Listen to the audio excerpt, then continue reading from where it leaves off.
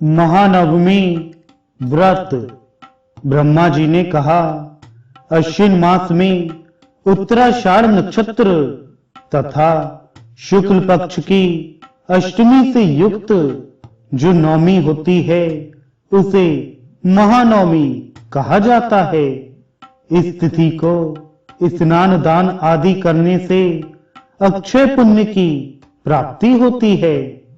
यदि केवल नवमी हो तो भी दुर्गा की पूजा करनी चाहिए। भगवान शिव आदि ने इस व्रत को किया था। यह महाव्रत अत्यधिक पुण्य लाभ देने वाला है। शत्रु पर विजय प्राप्त करने के लिए राजा को यह व्रत करना चाहिए। उसे जप होम के बाद कुमारियों को भोजन कराना चाहिए। इस व्रत में देवी के पूजन आदि कृत्यों में प्रयुक्त होने वाला ओम दुर्गे दुर्गे रक्षिणी स्वाहा यह मंत्र है। व्रती को चाहिए कि वह अष्टमी तिथि को लकड़ियों से देवी के लिए 9 अथवा 1 भवन का निर्माण करे। उसमें देवी की स्वर्ण या रजत मूर्ति स्थापित करे। देवी की पूजा शूल, खड्ग, पुस्तक, पट अथवा मंडल में करनी चाहिए।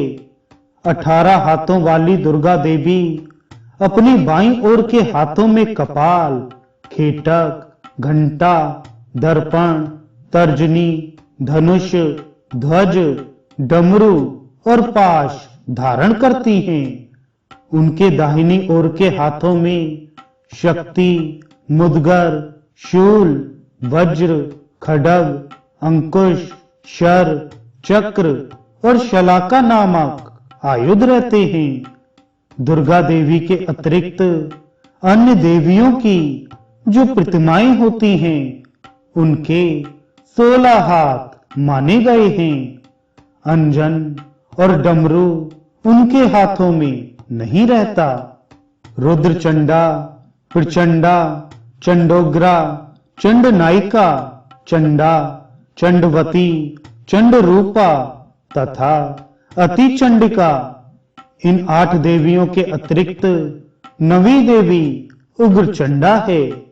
ये उग्रचंडा देवी अन्य 8 देवियों के बीच प्रज्वलित अग्नि की प्रभा के समान सुशोभित होती हैं। रुद्रचंडा का वर्ण रोचना के समान, प्रचंडा का अरुण, चंडोग्रा का कृष्ण, चंडनायिका का नील, चंडा का धूम्र, चंडवती का शुक्ल, चंडरूपा का पीत, अतिचंडिका का वर्ण पांडुर और उग्रचंडा का वर्ण अग्नि की ज्वाला के समान है। देवी उग्रचंडा सिंह पर स्थित रहती हैं। इनके आगे हाथ में खड्ग लिए हुए महिषासुर स्थित रहता है। देवी अपने एक हाथ से उस महिषासुर का मुंड युक्त केश पकड़े हुए स्थित रहती हैं।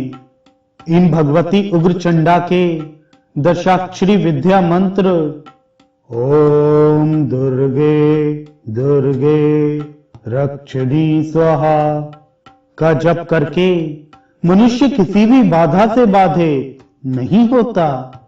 15 अंगुल वाले खड्ग तथा त्रिशूल के साथ ही देवी की उग्र शक्तियों पूतना, पाप राक्षसी, चरकी तथा विदारका की भी नैकृत्य आदि कोड़ों में यथाविधि पूजा करनी चाहिए।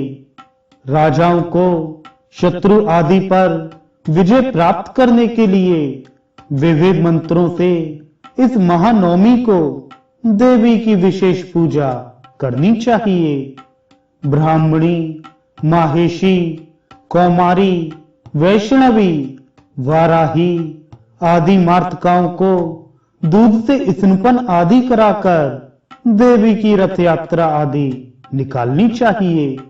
इससे उन्हें विजय तथा राज्य आदि की प्राप्ति होती है।